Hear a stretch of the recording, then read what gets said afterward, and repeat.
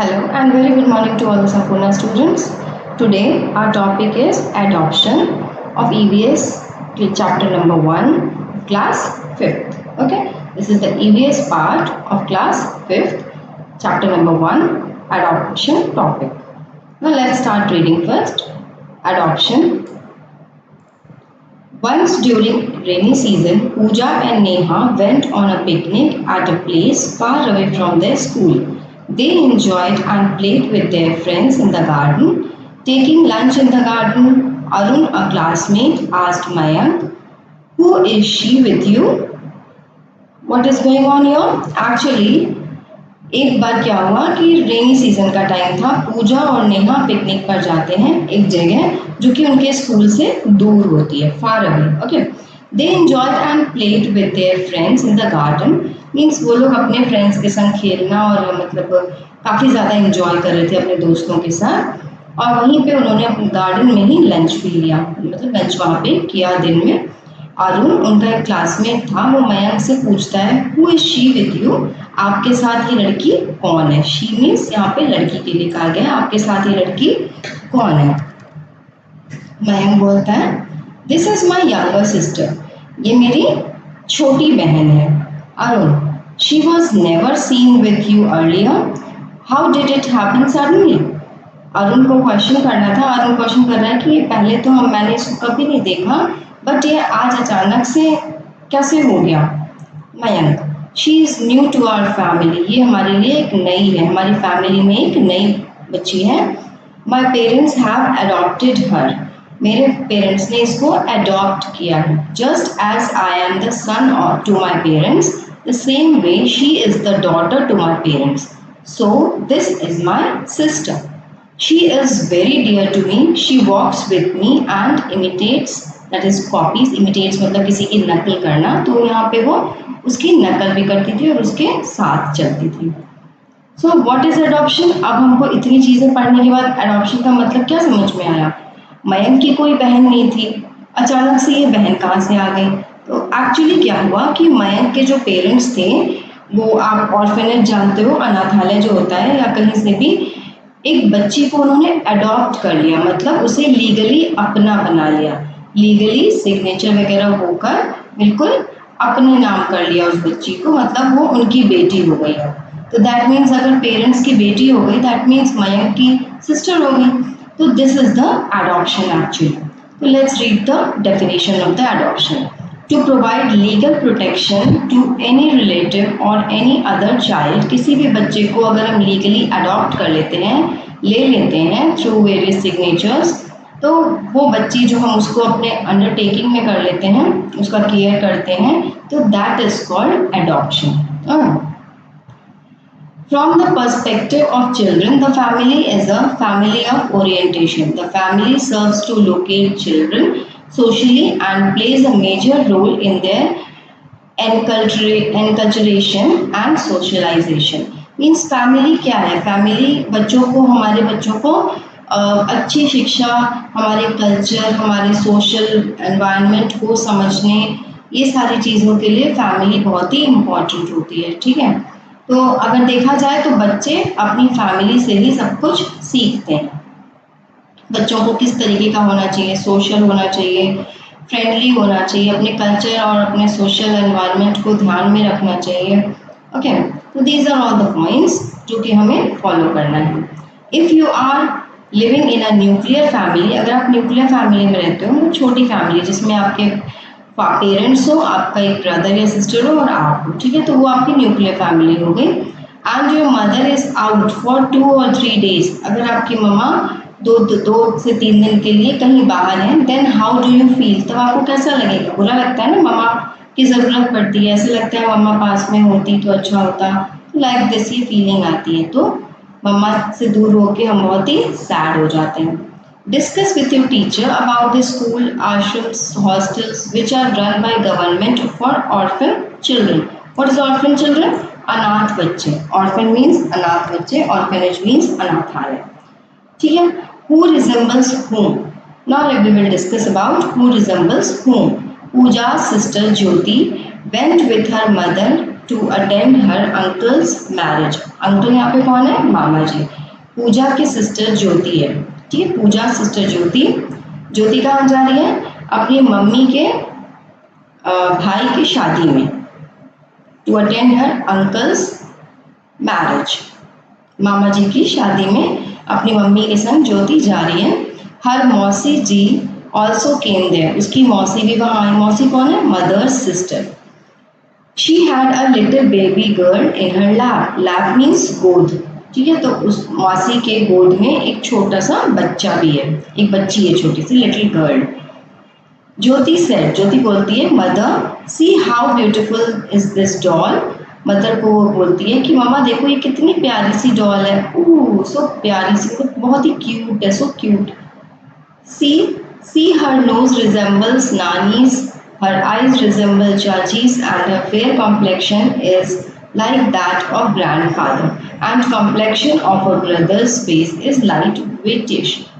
यहाँ पे क्या कहा, क्या क्या कहना चाहते हैं एक्चुअली? यहाँ पे कहना चाहते हैं कि जब कोई बच्चा पैदा होता है, जब कोई बच्चे को हम देखते हैं, हम उसको रिजेंबल करते हैं कि वो किसकी तरह उसका फेस है। जैसे हम कभी कह देते हैं, अरे ये तो बिल्कुल अपने पापा पे गया है, ये बच्चा बिल्कुल अपनी दादी पे गया है, इसका फेस बिल्कुल अपनी मम्मा से मिलता जुलता है। तो लाइक दिस हम एक रिजेंबलेंस करते हैं।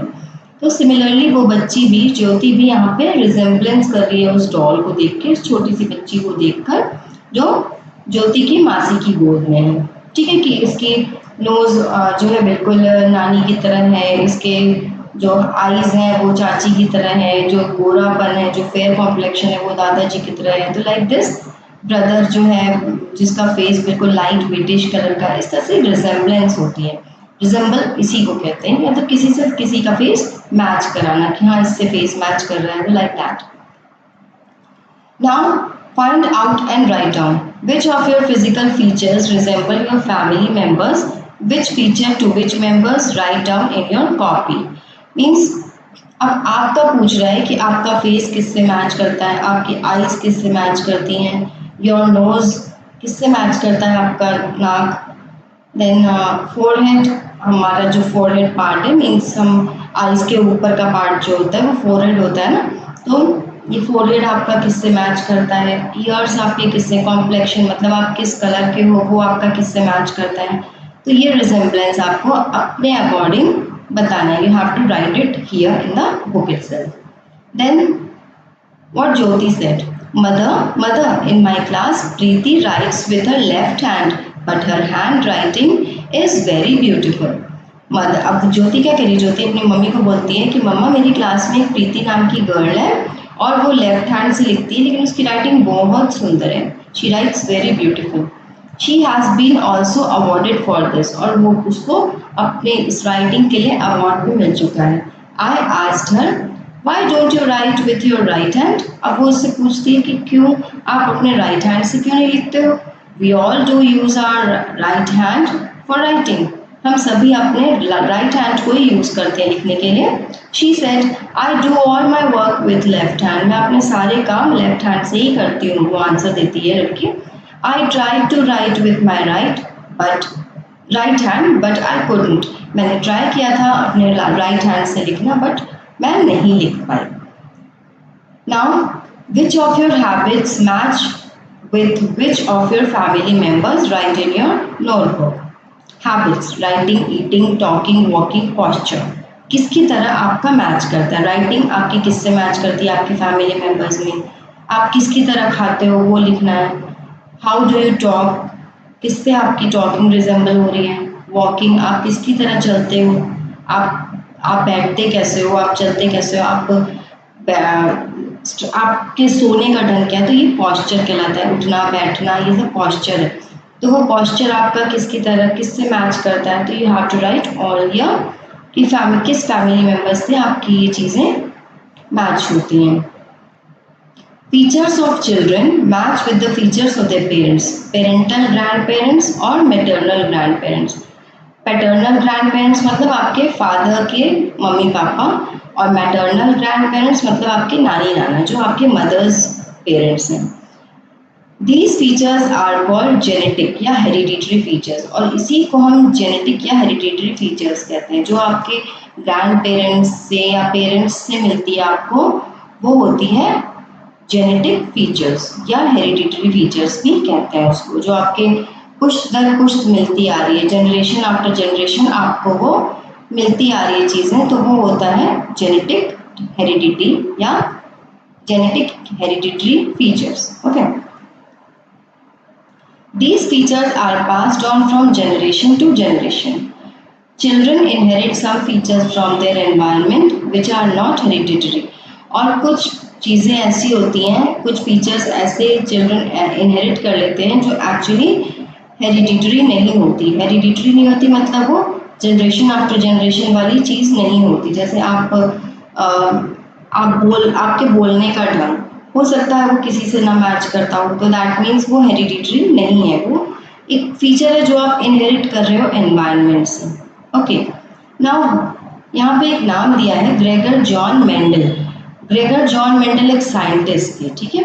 तो ग्रेगर जॉन मेंडल ने क्या किया था, उनका एक काम था जो उन्होंने किया था, एक डिस्कवरी की थी उन्होंने, एक्चुअली एक्सपेरिमेंट किया था ऑन पी प्लांट्स में पर उन्होंने ये डिस्कवरी की थी।